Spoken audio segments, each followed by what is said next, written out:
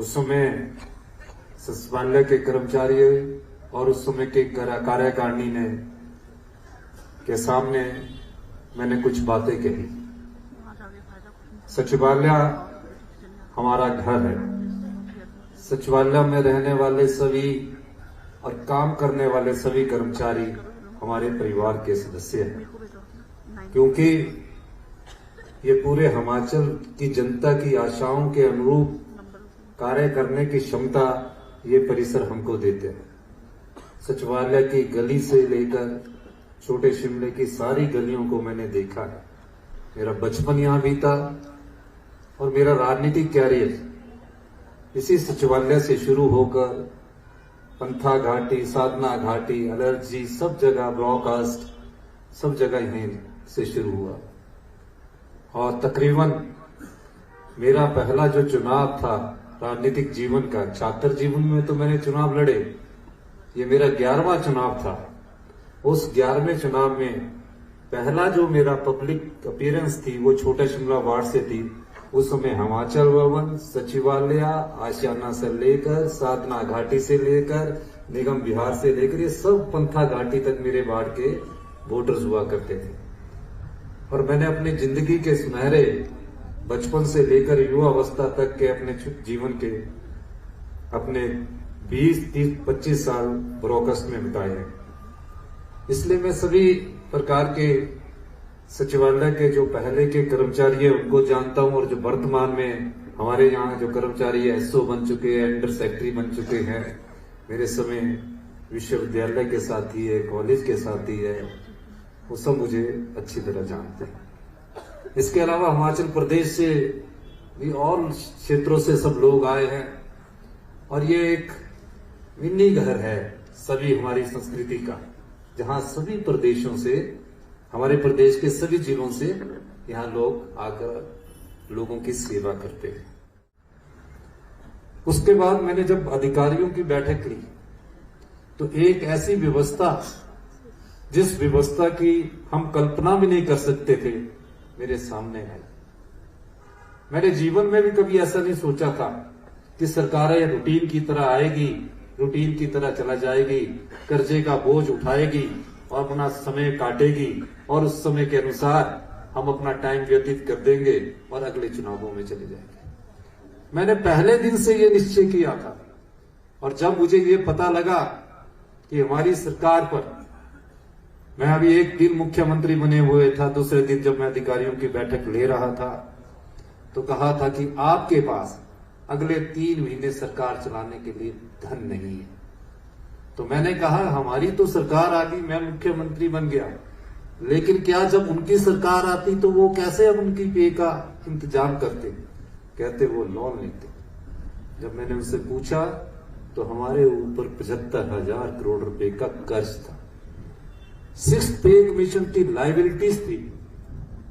6th पे commission का 10,000 करोड़ रुपया, जो भी हमारे संजीव शर्मा जी भी बता रहे थे, 10,000 करोड़ रुपए की लायबिलिटी आज भी हमारे ऊपर, सरकार के ऊपर और आप लोगों के ऊपर चढ़ी हुई है, क्योंकि आप हमारे परिवार के सदस्य। यही नहीं, डीए की किस्त 12% तक हमारे ऊपर चढ़ी हुई है। संजीव जी कह रहे थे कि ये हमें कुछ ना कुछ डीए दे दीजिए। मैं देना चाहता हूं, मेरे में ऐसी बात नहीं है, लेकिन 3% का जब हमने डीए दिया तो सरकार पर तकरीबन 700-800 करोड़ रुपए का बोझ पड़ा। और अंतिम के जो 3 महीने होते हैं, क्योंकि सचिवालय के जितने भी फाइनेंस के अधिकारी वो जानते हैं कि हमारी क्या स्थिति है, फिर फैसला सरकारी कर्मचारियों और अधिकारियों से संबंधित करना था। हमने कभी ये सोचकर कार्य नहीं किया कि इस डिप्टी कमिश्नर को बदल दो, उस एसपी को बदल दो, इसको बदल दो। मैंने ये सोचकर कार्य किया है कि मैंने इनसे काम लेना है और मेरा दायित्व काम लेने का है। इसलिए कई डीसी आज तक नहीं बदले गए, मैं उनसे काम लेना चाहता हूं। हमने आपको एक वादा किया था कि हम ओल्ड पेंशन स्कीम अब अपने सरकारी कर्मचारियों को देंगे। वो क्यों देंगे? वो कोई राजनीतिक लाभ के लिए नहीं था। राजनीतिक लाभ में वोटें, चुनाव हो चुके थे, वोटें डर चुकी थी, कांग्रेस के सरकार बन चुकी थी। वो सिर्फ एक संवेदनशील फैसला था, क्योंकि मैं खुद एक कर्मचारी के घर से आता हूं। मैं जानता हूं कि जब कर्मचारी रिटायर हो जाता है तो किस प्रकार अपने जीवन का पालन पोषण करता है। और हमें आर्थिक संकट के बावजूद भी हिमाचल प्रदेश के सरकारी कर्मचारी अधिकारी जिन्होंने हिमाचल के विकास की गाथा में महत्वपूर्ण भूमिका अदा की है, उन्हें हमने ओल्ड पेंशन स्कीम दी। ओल्ड पेंशन स्कीम देने के साथ ही हमने अपना मानवीय और सामाजिक दृष्टिकोण जो था, वो संवेदनशील दृष्टिकोण था, वो आप सब लोगों के सामने रखा। मैं जानता हूं आजकल परिवार में 1 या 2 बेटे होते हैं। पहले परिवार बड़े हुआ करते थे, 4 बेटे 5 बेटे हुआ करता, कोई ना कोई बेटा घर में रहा करता था। लेकिन आज एक बेटा भी है, अगर वो पढ़ा लिखा है तो वो घर में नहीं रह रहा, वो अपने रोजगार के लिए बेंगलोर, दिल्ली, बॉम्बे बाहर जा रहे हैं, देश से बाहर जा रहे हैं। अगर आपको पेंशन ना मिलती तो आप हर महीने अपना गुजारा बेटे की पे पर करते सोचते रहते, आप आत्मसम्मान और स्वाभिमान से नहीं जी सकते थे। आज आपको अश्योर्ड इनकम के रूप में पेंशन, जब रिटायरमेंट के बाद आप जाओगे, अश्योर्ड इनकम के रूप में आपको पेंशन मिलेगी। आपके जीवन भर में ये रहेगा कि हर महीने सरकार की तरफ से आपको इतने पैसे मिलने हैं। ये हमारी संवेदनशीलता थी, इसलिए हिमाचल प्रदेश के 1,26,000 कर्मचारियों को हमने पहले ही कैबिनेट में ओल्ड पेंशन स्कीम लागू करके उनको मानवीय दृष्टिकोण अपनाया है। तो ये हमारी सरकार को और बहुत बड़ा। अब इसका नुकसान क्या हुआ? अभी मैं आज ही अखबार में पढ़ रहा था कि सरकार ने 12,000 करोड़ रुपए का कर्ज ले लिया है। जब भारतीय जनता पार्टी की पिछली जयराम सरकार थी, 2022-23 में उन्होंने 14,000 करोड़ रुपए का कर्जा लिया। हमारी सरकार आई है, हमारी ओल्ड पेंशन स्कीम लागू होने के बाद से 1780 करोड़ रुपए का जो हमें स्पेशल ग्रांट मिलती थी या स्पेशल लोन मिलता था, उस पर कट लगा दिया है। वो 1780 करोड़ रुपया अब हमें नहीं मिलेगा, क्योंकि हमने ओल्ड पेंशन स्कीम को लागू किया। और हमारी जो लिमिट है, जो लोन की लिमिट होती है, जीडीपी के 3% के अंतर्गत आती है। आज 1-2 नेता बोल रहे थे कि 12,000 करोड़ रुपए का हमने कर्ज लिया। हमने अभी तक इस फाइनेंशियल ईयर में हमारी लिमिट सिर्फ 6600 करोड़ रुपया है, सिर्फ 6600। उससे ज्यादा हम लोन नहीं ले सकते, उसके बाद हम लोन नहीं ले सकते, क्योंकि इसकी लिमिट भी आरबीआई तय करता है। और अभी तक हमने जो लोन लिया, जिसमें 800 करोड़ रुपया इस महीने लेना है, 4100 करोड़ रुपए का हमने लोन लिया है।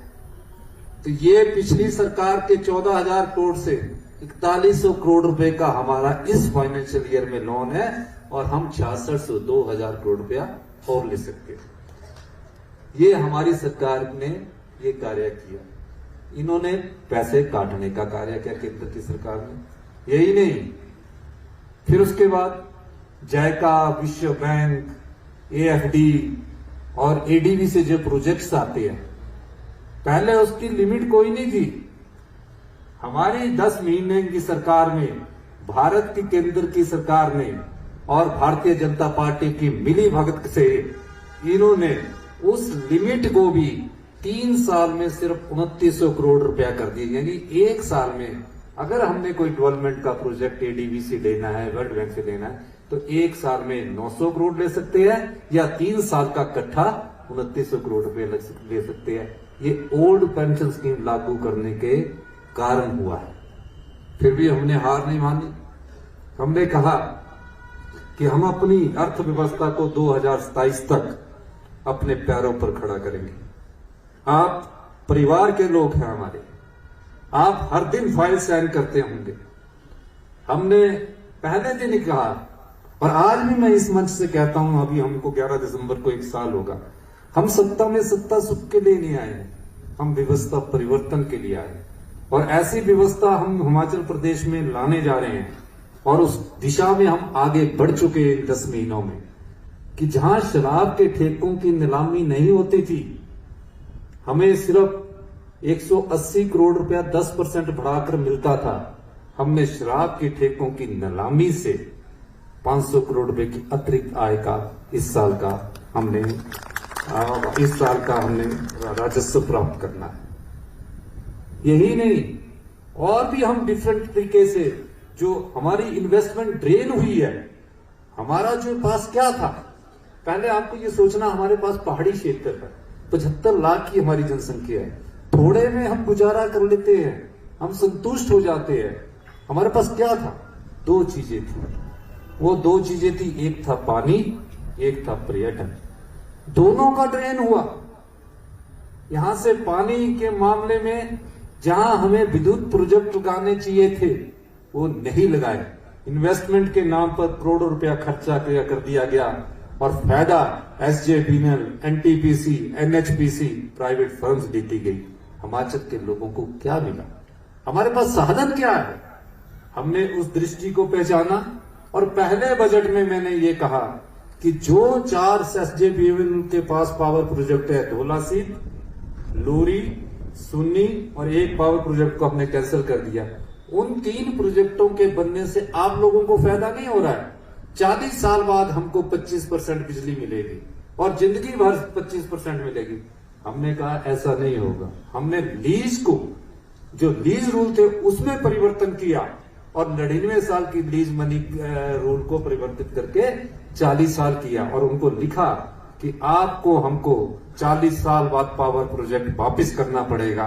ये हिमाचल के लोगों की संपदा है, हिमाचल के लोगों का अधिकार है और उस लड़ाई को हमने लड़ा। वाइल्ड फ्लावर हॉल हमारा 126 बीघे का, हमने हाई कोर्ट में अच्छे वकील किए, खुद मैंने मॉनिटरिंग की और खुद मॉनिटरिंग करके हाई कोर्ट ने हमारे पक्ष में फैसला दिया और कहा ये 500 करोड़ की संपत्ति से आपको 22 साल से एक भी पैसा नहीं मिल रहा, लीज मनी नहीं मिल रही, रेवेन्यू शेयरिंग नहीं कर रहे। हमने उनसे कहा आप हिमाचल के लोगों के अधिकार और संपदा को ऐसे मत लूटिए, आप उसका हमें पैसा दीजिए या हम उसको कंट्रोल करेंगे। और हमने उसको कंट्रोल किया। अब मामला, क्योंकि कंट्रोल हाई कोर्ट ने स्टे किया, आने वाले समय में हम उस लड़ाई को भी लड़ेंगे। भारतीय जनता पार्टी की 5 वर्ष की सरकार थी, क्या दिया हिमाचल की जनता को? मैं उनसे पूछना चाहता हूं। पुलिस घोटाला हुआ, आपने उसको ढक दिया। पुलिस में भर्तियां हुई, आम आदमी पुलिस में भर्ती चाहता था। आम गरीब परिवार का एक लड़का सरकारी नौकरी चाहता था, आपने उस घोटाले की इंक्वायरी तक नहीं करवाई। फिर हमें पता लगा, हमने जाल बुना, सबॉर्डिनेट सिलेक्शन बोर्ड हमीरपुर में था, वहां +2 वाले बच्चे टॉप कर रहे हैं, पीएचडी वाले बच्चे फेल हो रहे हैं, नौकरी लगाई जा रही है। हमने बोला ये भ्रष्टाचार वाला मामला है और इसको हमने सबॉर्डिनेट सिलेक्शन बोर्ड को तुरंत प्रभाव से भंग कर दिया। कितने घोटाले हुए इनकी सरकार में? क्रिप्टो करेंसी घोटाला हुआ, माइनिंग का 100 करोड़ का घोटाला हुआ, हर जगह घोटाले इनकी सरकार में हुए और सरकार आंख बंद करके चुप बैठी रही। हम इन सब चीजों को ध्यान में रखकर आगे बढ़ रहे हैं। हम चाहते हैं हमारे राजस्व में वृद्धि हो। और मैं आपको एक चीज और बताना चाहता हूं, जब हमारा बजट आएगा, इस बार पहली बार 75 साल के इतिहास में हिमाचल प्रदेश में राजस्व वृद्धि करने के लिए, और मुझे लगता है कि इस अप्रैल तक 1100 करोड़ रुपए की राजस्व वृद्धि हम इस सरकार में करने का लक्ष्य हमने रखा है। पहली बार होगा। मैंने कहा हिमाचल भवन में जाते हैं, हिमाचल सदर में जाते हैं, एमएलए को अलग किराया लगता है और खाने का अलग देना पड़ता है। एमएलए तो सामर्थ्य है। हमने कहा आम आदमी और खास आदमी में कोई फर्क नहीं होना चाहिए, एक समान किराया, और सबके लिए बुकिंग ओपन कर दी कि 1200 रुपए में जाकर कोई भी आदमी वहां रह सकता है।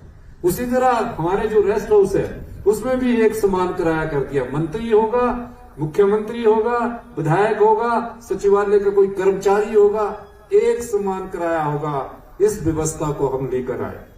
ठीक है, विरोध होता है, हम उस विरोध को भी सहन करना जानते हैं और ये विरोध हम अभी से नहीं कर रहे, जीवन काल से ही विरोध सहन करते आए हैं। तो मेरा ये मानना है कि व्यवस्था परिवर्तन के रूप में अगले 2027 तक हम अपनी अर्थव्यवस्था को पटड़ी पर लाएंगे। सरकार ने जब व्हाइट पेपर रखा तो हिमाचल प्रदेश के 75 लाख लोगों पर 1,02,000 रुपए का कर्जा चढ़ा हुआ। कुछ हम कड़े फैसले कर रहे हैं, वो इसलिए नहीं कर रहे कि हम सरकारी कर्मचारियों को दुखी करना चाहते हैं या किसी और वर्ग को समाज के दुखी करना चाहते हैं, और हम इसलिए कर रहे हैं ताकि हम अपने पांव पर खड़ा हों। और मैं आपको इस सचिवालय परिसर में जो मेरा घर है, मैं यहाँ का मुख्य संरक्षक हूँ और आप मेरे परिवार के लोग हैं, मैं कहना चाहता हूँ कि 10 साल में हिमाचल प्रदेश हिंदुस्तान का सबसे समृद्धशाली और अमीर राज्य होगा। और ये जो लाइबिलिटीज है ना हमारे पर, जो 10,000 करोड़ की है, ये तुरंत प्रभाव से आपको मिलेंगी। ये आने वाले 1-2 साल में ही ये सारी हम इसको खत्म करने का भी हमने लक्ष्य रखा है। चीफ सेक्रेटरी महोदय भी आ गए हैं, ये भी अच्छा हुआ क्योंकि आने वाले समय में पैसा तो इन्हीं से लेना है हमने। तो मैं ये सब चीजें इसलिए कह रहा हूं कि आपके सहयोग के बगैर, क्योंकि आप हिमाचल प्रदेश के लोगों के लिए का आपसे उम्मीद करते हैं सचिवालय के लोगों को कोई नई योजना आएगी। तो जो सचिवालय के परिवार के लोग हैं, संजीव शर्मा जी है, आपने मुझे डीए की बात कही है क्योंकि, और 2 दिन की बात, 5 दिन की बात कही है रोजगार के, सब पर विचार किया जाएगा। डीए के लिए अभी आपको 2-3 महीने आप इंतजार किए, कुछ ना कुछ मैं आपको जरूर दूंगा, ये मैं आपको कहना चाहता हूँ। और आप ही की मांग कर कहना चाहता हूँ कि आर्थिक हालत हमारे संजीव जी कहीं भी हो, हम 2-3 महीने में आपको कुछ ना कुछ आपकी लायबिलिटी जो हमारे पर है, आप भी हमारे पर भी है, आप पर भी है, क्योंकि आपने भी जो हमारे को राजस्व आएगा उसको हम अपने कर्मचारियों के पास बांटेंगे। मैं एक बात और आपसे कहना चाहता हूं, हमारी सरकार पारदर्शिता में विश्वास रखती है। आपके पास कोई भी शिकायत है, आप सीधा मिल सकते हैं। आपकी दर्द को हम जानते हैं, आपकी पीड़ा को हम जानते हैं। शिक्षा के स्तर में हमें सुधार करना है, हेल्थ के स्तर में हमें सुधार करना है। कई चीजें हैं जिस चीजों में हम पिछड़ते जा रहे हैं, और ये इसलिए हुआ कि जब सरकारें गौर नहीं करती है, आई सरकार और जाई सरकार की नीति से काम करती है कि मुझे तो सिर्फ 5 वर्ष मिल गया और मैं 5 वर्ष कर दूं, मैं तो मुख्यमंत्री बन गया हूं और मुझे कोई जरूरत नहीं है, मैं तो मंत्री बन गया, मैं विधायक बन गया, तब सही सोच से काम नहीं होता। हम तो ये सोचकर चलते हैं कि आज एक फैसला करना, मैं आज के लिए मुख्यमंत्री और हिमाचल के जनता के लोगों के लिए अगर मैं कोई अच्छा फैसला करके जाऊंगा तो उनके जीवन भर ये काम आएगा। मैं ये सोचकर काम करता हूं। तो मैं आप लोगों से कहना चाहता हूं, आप सहयोग कीजिए, हिमाचल हिंदुस्तान का सबसे समृद्धशाली प्रदेश बनेगा, ये आप विश्वास कीजिए, और उसका फल आपको 2-3 साल में हमारे ही कार्यकाल में दिखना शुरू हो जाएगा।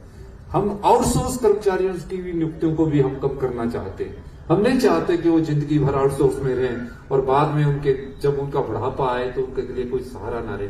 उस दृष्टिकोण से भी हम उन नियुक्तियों को कम करने की कोशिश कर रहे हैं। हम चाह रहे हैं कि समाज के सभी वर्ग है, जिसमें पत्रकार बंधु भी आते हैं, किसान भी आते हैं, महिलाएं भी आती है, सब आते हैं, सबके दर्द को हम समझ रहे हैं।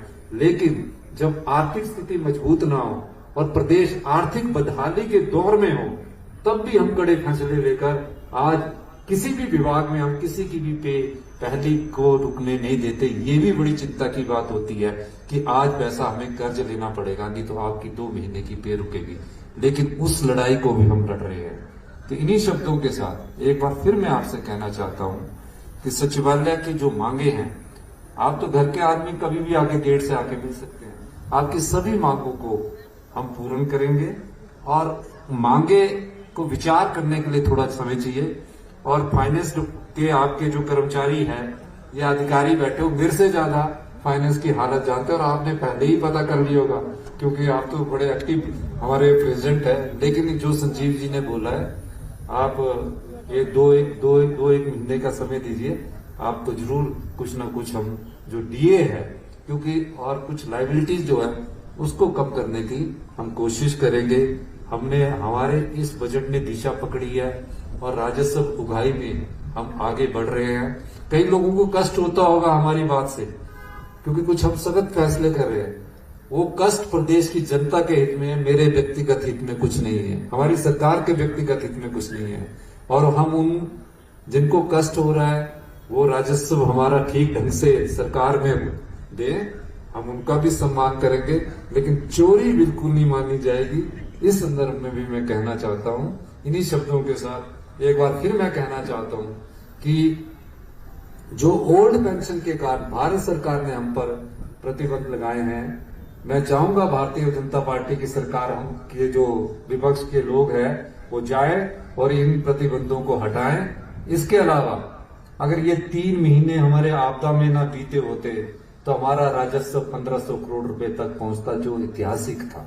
लेकिन जीएसटी कम हो गया, शराब जो पीने वाले बाहर के टूरिस्ट आते थे उस पर वैट कम हो गया, और भी कई चीजें हमारी कम हुई है।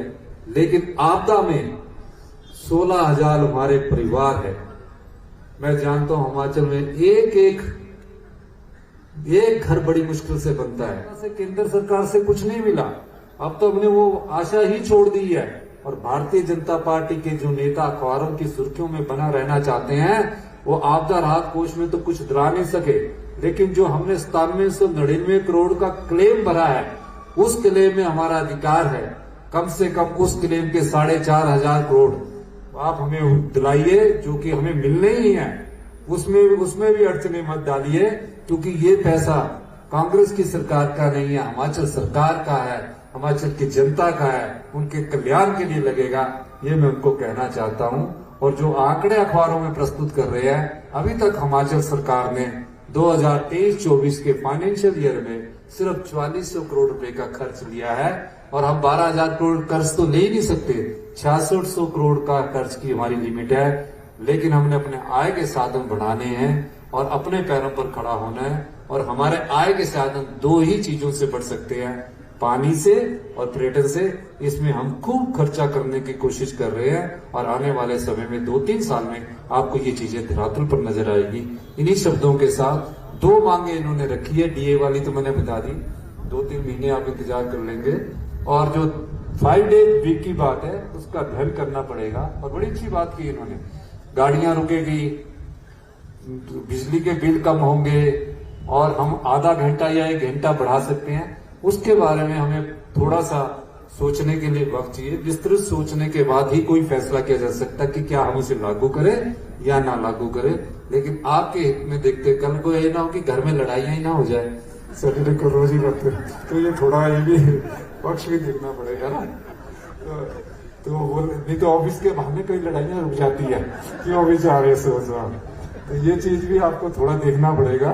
तो इन सब चीजों का विस्तृत अध्ययन करने के बाद अगर जहां होगा, हमारी सरकार कर्मचारियों की सहयोगी है, कर्मचारियों के हित की है, किसान के हित की है, महिलाओं के हित की है।